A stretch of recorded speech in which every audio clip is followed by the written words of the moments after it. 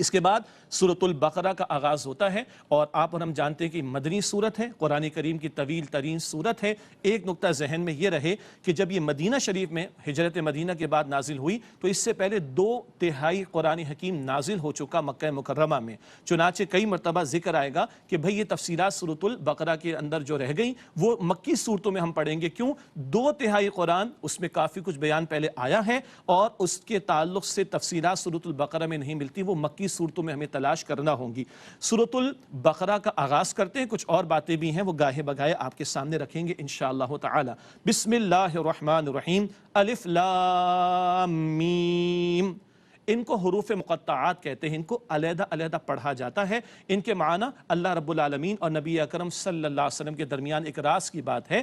ہاں، ان کی تلاوت پر ثواب ملتا ہے۔ جامع ترمذی شریف کی روایت ہے، ایک ایک حرف کی تلاوت پر 10 نیکیاں عطا ہوتی ہیں، اور رمضان شریف میں تو اجر اور زیادہ بڑھ جاتا ہے۔ چلیے آپ کی میری دلچسپی کے لیے ایک ایک حرف بغیر سمجھے بھی پڑھیں تو 10 نیکیاں، اور رمضان شریف میں تو اور زیادہ اجر۔ ایک آیت سمجھیں تو کیا ملے گا؟ اللہ اکبر! دل کے کانوں سے سنیے گا۔ ابن ماجہ شریف کی روایت، نبی پاک صلی اللہ علیہ وسلم نے فرمایا، قرآن کی ایک آیت کو سمجھنا 100 رکعت نفل ادا کرنے سے زیادہ افضل ہے۔ اللہ اکبر! ایک آیت قرآن کی سمجھنا 100 رکعت نفل ادا کرنے سے زیادہ افضل۔ ہم تو اس ماہ مبارک میں 29 راتوں میں اللہ کی توفیق سے انشاءاللہ تعالی ہزاروں آیات کو کسی درجے میں مختصر انداز سے تشریح کے ساتھ سمجھنے کی کوشش کریں گے۔ اللہ مجھے اور آپ کو، ہم سب کو مزید ذوق و شوق عطا فرمائے۔ ذالک الکتاب لا ریب فیہ، یہ ہے وہ کتاب جس میں کوئی شک نہیں۔ ایک ترجمانی کی گئی، تم نے دعا کی صراط مستقیم کی، لو اللہ نے کتاب عطا فرما دی جس میں ہدایت ہی ہدایت ہے، ھدی للمتقین، متقین کے لیے ہدایت ہے۔ آگے چل کے ذکر آئے گا روزے رکھنے نا انشاءاللہ، لعلکم تتقون۔ روزوں کا حاصل کیا ہے؟ سورۃ البقرہ آیت 183، تاکہ تم میں تقوی پیدا ہو، اور تقوی ہوگا تو ہدایت ملے گی۔ سبحان اللہ! دن میں روزہ رکھو، تقوی پیدا کرو، رات کو قرآن سنو تراویح میں بھی، اور اس کے علاوہ بھی سمجھو، تاکہ تم متقی بن کر قرآن سے ہدایت حاصل کر سکو۔ آگے فرمایا جا رہا ہے متقین کی صفات کے بارے میں۔ کون ہیں متقین؟ الذین یؤمنون بالغیب، جو غیب پر ایمان رکھتے ہیں، ویقیمون الصلاۃ، اور نماز قائم کرتے ہیں، ومما رزقناہم ینفقون، اور جو ہم نے رزق میں سے انہیں عطا فرمایا اس میں سے خرچ کرتے ہیں۔ 3 باتیں، غیب پر ایمان۔ ایمان والے دنیا کی ظاہر کی شے کو دیکھ کر متاثر نہیں ہوتے، یہ ظاہر کے بجائے حقیقت کی طرف نگاہ رکھتے ہیں، آخرت کی طرف ان کی توجہ ہوتی ہے۔ اور ایمان والے صرف ایمان کا دعویٰ نہیں کرتے، نماز بھی قائم کرتے ہیں، اور اللہ کی راہ میں خرچ بھی کرتے ہیں، جان بھی لگاتے اللہ کی بندگی کے لیے، مال بھی لگاتے ہیں اللہ سبحانہ وتعالی کی بندگی کے لیے۔ آگے فرمایا والذین یؤمنون بما انزل الیک، اور وہ لوگ جو اس پر ایمان رکھتے ہیں اے نبی صلی اللہ علیہ وسلم جو آپ پر نازل کیا گیا قرآن حکیم، وما انزل من قبلک، اور اس پر جو آپ صلی اللہ علیہ وسلم سے پہلے نازل کیا گیا۔ ان کا دل بڑا وسیع ہوتا ہے، ہر دور میں اللہ نے رسولوں کو بھیجا، جب بھیجا سب پر ان کا ایمان ہوتا ہے۔ ہاں، یہاں فرمایا جو آپ پر نازل ہوا اور جو آپ سے پہلے، آپ کے بعد کا ذکر نہیں، یہ ختم نبوت کے عقیدے کا بیان بھی آ گیا ماشاءاللہ۔ وَبِالْآخِرَةِ هُمْ يُوقِنُونَ، اور وہ آخرت پر یقین رکھتے ہیں۔ پہلے ایمان کا بیان آیا، اب یقین، ڈیپتھ آف کنوکشن کی بات آ رہی۔ کیوں؟ جتنا آخرت پر یقین پختہ ہوگا اتنا ہمارا عمل درست ہوتا چلا جائے گا۔ أُولَٰئِكَ عَلَىٰ هُدًى مِّن رَّبِّهِمْ، یہ وہ لوگ ہیں جو اپنے رب کی طرف سے ہدایت پر ہیں۔ وَأُولَٰئِكَ هُمُ الْمُفْلِحُونَ، اور یہی لوگ فلاح پانے والے ہیں۔ حی علی الفلاح سنتے ہیں نا روزانہ، آؤ فلاح کی طرف۔ اللہ تعالیٰ بتا رہے ہیں فلاح کون پائے گا؟ یہ 5 صفات یہاں پر متقین کی آئیں۔ اللہ تعالیٰ مجھے اور آپ کو ان لوگوں میں شامل فرمائے۔ یہ متقین کا گروہ ہے جو قرآن حکیم سے ہدایت پائے گا اور فائدہ اٹھا سکے گا۔ اب دوسرا گروہ کافروں کا ہے، ان کا تذکرہ آ رہا ہے، جو تکبر میں، تعصب میں اور حسد میں مبتلا ہو کر حق سے محروم ہو گئے۔ ابو جہل جیسے لوگوں کو ذہن میں لے کر آئیے اگلی آیت کا مطالعہ۔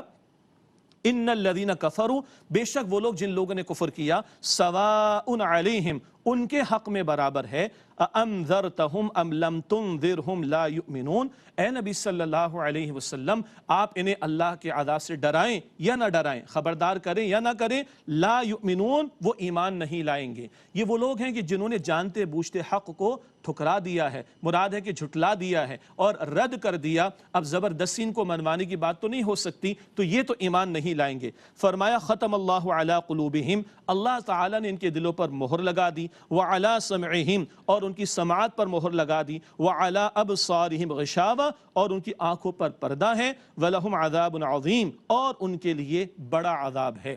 یہ وہ لوگ ہیں جنہوں نے جانتے بوجھتے حق کو رد کیا تو اللہ تعالیٰ نے حق قبول کرنے کی صلاحیت ہی ان سے واپس لے لی۔ یہ کھلے پکے کافروں کا بیان آیا جنہوں نے ہٹ دھرمی کی وجہ سے حق کو رد کیا۔ اس کے بعد اگلی آیات دوسرا رکوع ہے سورۃ البقرہ کا، منافقین کا ذکر آ رہا ہے۔ یہ وہ لوگ تھے جنہوں نے کچھ آگے بڑھ کر اسلام قبول تو کیا مگر دل سے قبول نہیں کیا اور دین کے تقاضوں پر عمل نہیں کرتے تھے اور دل و جان سے نبی اکرم علیہ السلام کی اطاعت نہیں کرتے تھے۔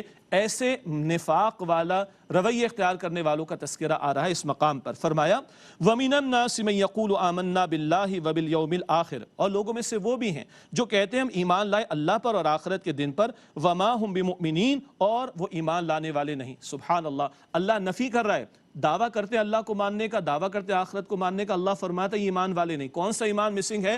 رسالت پر ایمان مسنگ ہے۔ اب جو نبی مکرم علیہ السلام پر ایمان نہ لائے، چاہے وہ توحید کا دعویٰ کرے، آخرت کو ماننے کا دعویٰ کرے، اس کا ایمان معتبر نہیں۔ اور منافقین کا معاملہ یہ تھا کہ دل سے نبی صلی اللہ علیہ وسلم کو نہیں مانتے تھے، ان کے ایمان کے دعوے کو قبول نہیں کیا جا رہا۔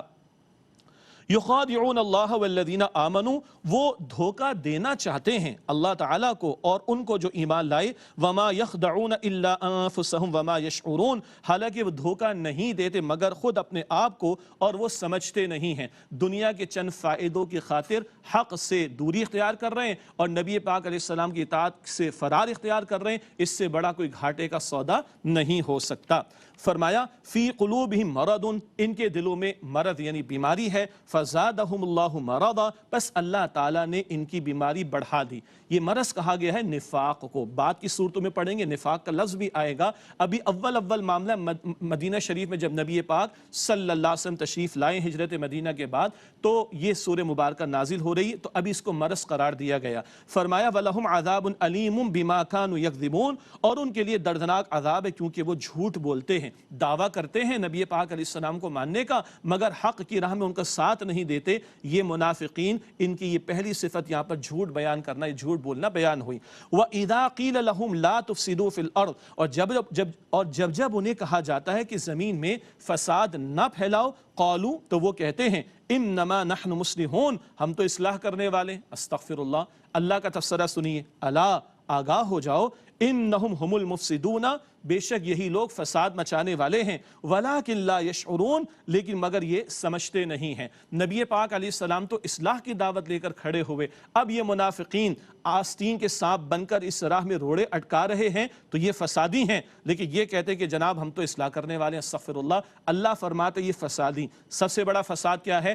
حق کی راہ میں، دین کی راہ میں روڑے اٹکانے کی کوشش کرنا۔ آگے فرمایا وَإِذَا قِيلَ لَهُمْ آمِنُوا كَمَا آمَنَ النَّاسُ اور جب ان سے کہا جاتا ہے تم ایمان لاؤ جیسے اور لوگ ایمان لائے، قَالُوا أَنُؤْمِنُ كَمَا آمَنَ السُّفَهَاءُ تو وہ کہتے ہیں کیا ہم ایمان لائے جیسے بے وقوف ایمان لائے؟ استغفر اللہ، نبی پاک علیہ السلام کے سچے پیارے صحابہ رضی اللہ عنہم اجمعین جو واقعتاً اہل ایمان، ان کی طرح کا ایمان لانے کی ان کو دعوت دی جاتی ہے تو معاذ اللہ یہ دنیا پرست منافقین کہتے ہیں بے وقوفوں کی طرح ایمان لائیں۔ استغفر اللہ، سب سے بڑے بے وقوف تو خود ہی ہیں۔ قرآن کہہ رہا ہے الا آگاہ ہو جاؤ، انہم ہم السفہاء خود یہی لوگ بے وقوف ہیں، ولکن لا یعلمون لیکن وہ جانتے نہیں ہیں کہ حق کے مقابلے میں دنیا پرستی کے روش اختیار کر کے خود اپنا نقصان کر رہے ہیں مگر ان کو سمجھ نہیں آ رہی۔